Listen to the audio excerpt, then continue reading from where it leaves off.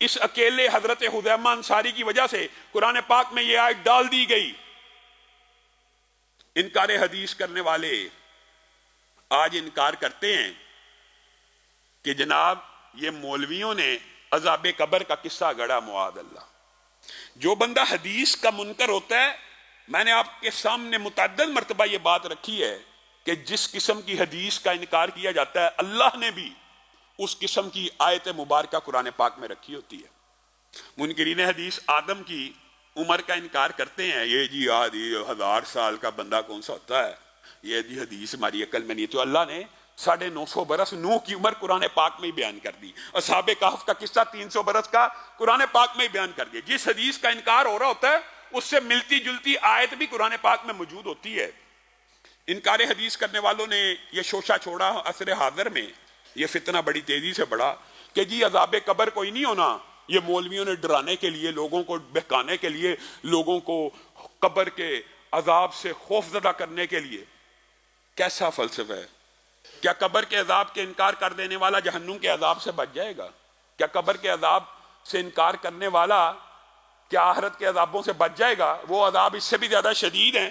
عذاب قبر کا انکار منکرین حدیث سمجھ سے باہر ہے۔ کس وجہ سے کرتے ہیں؟ کہتے ہیں جی کوئی حدیث یہ جو مولویوں نے گڑیاں، معاذ اللہ، رسول اللہ صلی اللہ علیہ وسلم نے کیا کہا؟ اس صاحب قبر کو قبر کے اوپر کھڑے ہو کے کہہ رہے ہیں۔ اور یہ ایک حدیث نہیں ہے، قبر کے اور برزخ کے حالات کے بارے میں رسول اللہ کی احادیث کی تعداد سینکڑوں سے بھی زیادہ ہے، سینکڑوں سے بھی زیادہ ہے۔ سب کا انکار کر دیا۔ رسول اللہ صلی اللہ علیہ وسلم نے کہا اس قبر والے کو عذاب ہو رہا ہے، اس سے زیادہ واضح کوئی بات ہو سکتی ہے؟ کس بنیاد کے اوپر؟ یہ پیشاب کے چھینٹوں سے نہیں تھا بچتا اور چگل خوری کیا کرتا تھا۔ رسول اللہ قبر کے اوپر کھڑے ہو کے کہہ رہے ہیں کہ اس کو عذاب ہو رہا ہے۔ پھر رسول اللہ صلی اللہ علیہ وسلم کی ان تمام احادیث کا، میت کا فوت ہونے کے بعد جتنی آپ نے متعدد احادیث سنی ہے، یہ ایک لمبا چوڑا باب ہے کہ استقبال کرنے کے لیے فرشتے آتے ہیں، نیک روحوں کا، بد روحوں کا، سارے کے سارے جتنی احادیث ہیں سب کا انکار کر دیا کہ یہ ہمارے عقل میں نہیں آتی۔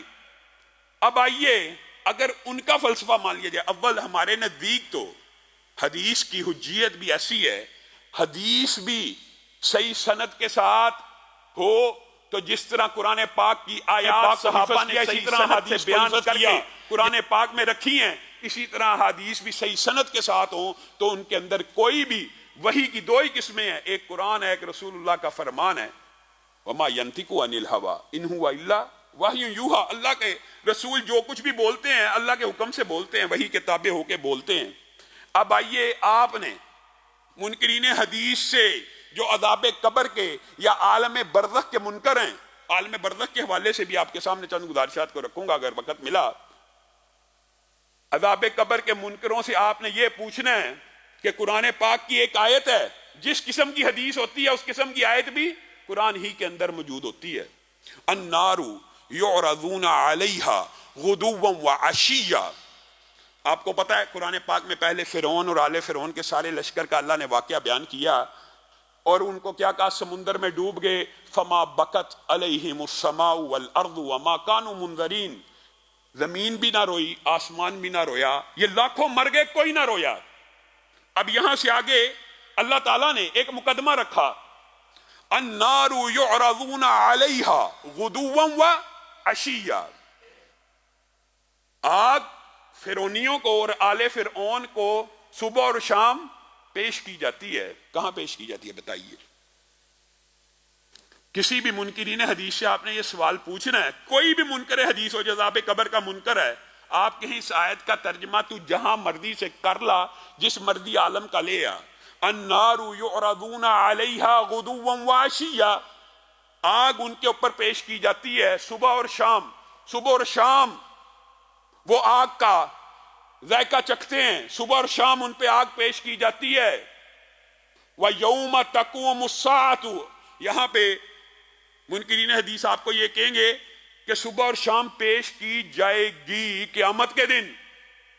یہ ترجمہ بھی بعض چکڑالویوں، پرویزیوں اور غامدیوں نے ایجاد کر لیا کہ یہ مستقبل کی خبر دی جا رہی ہے کہ النار یعرضون علیہا غدوا وعشیا، یہ مستقبل میں پیش کی جائے گی۔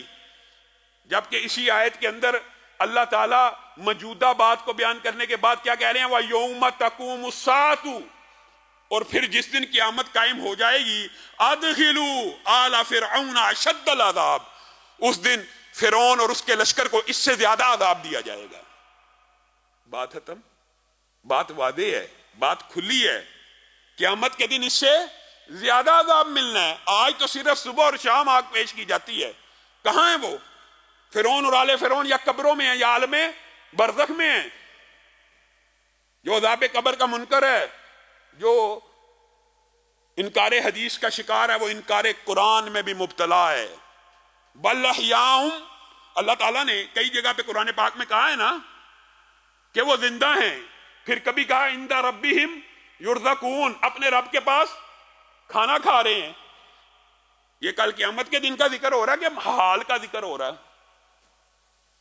بل احیاء کے بعد ولکن لا تشعرون، تمہیں ان برزخ کی زندگی والوں کا کوئی شعور نہیں ہے، ان کو کیسی زندگی ملی ہے۔ وہ رزق دیے جاتے ہیں، یہاں پہ ترجمہ کیا کیا جائے گا کہ وہ کل قیامت کے دن رزق دیے جائیں گے۔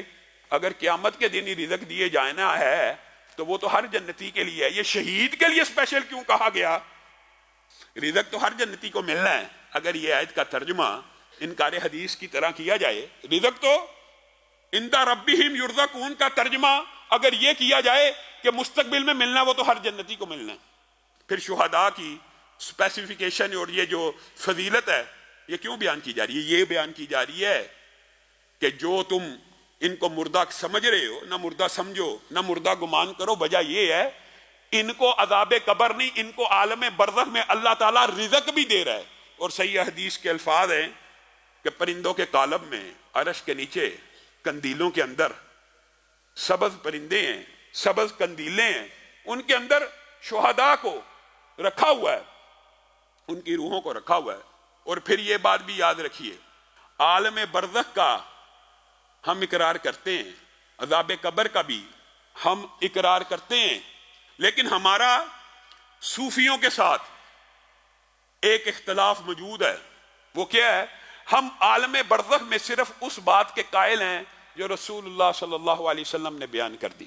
ہمارا عقیدہ وہ نہیں ہے کہ جی میت علطول برزخ میں جانے کے بعد سنتی چلی جاتی ہے۔ پچھلے خطبے میں آپ کے سامنے یہ بات رکھی تھی کہ یہ عجیب و غریب فلسفہ ہے۔ عالم برزخ میں یا قبر میں جانے کے بعد جس چیز کا اس بات رسول اللہ سے ثابت ہو صرف ہم اس کو مانتے ہیں۔ میت کو قدموں کی آہٹ کی آواز آتی ہے، ہم اس کے قائل ہیں، لیکن قدموں کی آہٹ کی آواز آتی ہے جی پھر گفتگو بھی سنتا ہوگا، یہ کون سی حدیث ہے؟ یہ کس جگہ لکھا ہے؟ جی ابو جہل نے سنا تھا، عتبہ نے سنا تھا، شیبہ نے سنا تھا، یہ کافروں کی مثال۔ رسول اللہ نے بدر کے کنویں میں ان سے خطاب کیا تھا، انہوں نے سنا تھا۔ کافر سن سکتے ہیں تو مسلمان کیوں نہیں سنتے ہوں گے؟ معاذ اللہ۔ جتنا اس بات حدیث میں جتنی بات آ جائے صرف اس کو ماننا ہے۔ یعنی کافروں کو رسول اللہ صلی اللہ علیہ وسلم کا یہ قول ان کے عذاب میں شدت پیدا کرنے کے لیے اللہ نے سنوا دیا۔ پھر عجیب و غریب فلسفہ یہ ہے، یہ ایک الگ موضوع ہے، یہ لمبا چوڑا موضوع ہے، لیکن آپ کو صرف مفہوم بیان کر رہا ہوں۔ میں یہاں پہ بیٹھا ہوں، گھر میں کیا گفتگو ہو رہی ہے میں نہیں سن رہا۔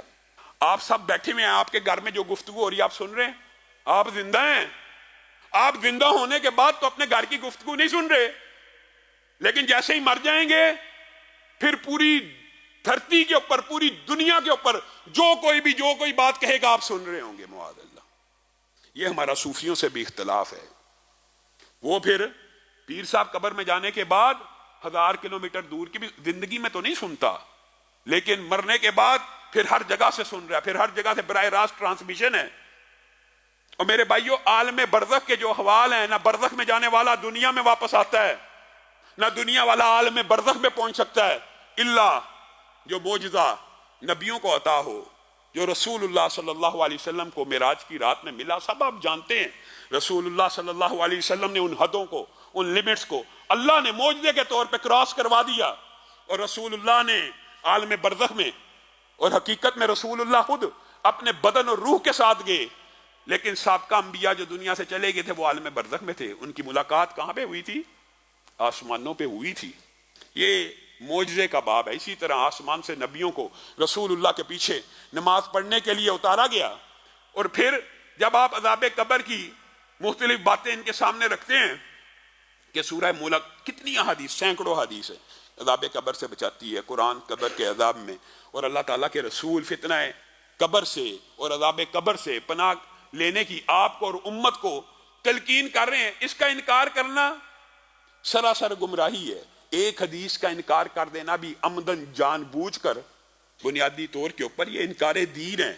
اگر ایک وحی کا یا قرآن پاک کی ایک آیت کا انکار کیا جائے یا ایک حدیث کا بھی انکار کیا جائے تو بنیادی طور پہ یہ دین کا انکار ہے. دین پورے کا پورا لینا ہے. جو رسول اللہ سے صحیح سند سے بات ثابت ہے اس کو مانتے ہیں، جو صحیح سند سے ثابت نہیں اس کو نہیں مانتے. تو عالم برزخ میں بھی اسی بات کے قائل ہیں کہ جتنا جتنا رسول اللہ صلی اللہ علیہ وسلم نے بیان کر دیا کہ میت فلاں وقت میں قدموں کی آہٹ سنتی ہے، میت قبر کے اندر جانے کے بعد اس سے سوال جواب ہوتے ہیں، مانتے ہیں. اب یہ جی سوال جواب ہوتے ہیں تو بس جی گفتگو جاری ہے، اب پھر مستقل جاری رہے گی. یہ کہاں سے ثابت ہے؟ یہ کوئی ثابت، جتنا ثابت ہے صرف اتنا ماننا ضروری ہے، کیونکہ یہ ان غیب کے امور میں سے ہے کہ جن کے اوپر اتنا ایمان لانا چاہیے جتنا قرآن و سنت سے مل جائے، بس نہ اس سے زیادہ نہ اس سے کم. اور یہی سیدھا راستہ ہے، یہی سچا راستہ ہے.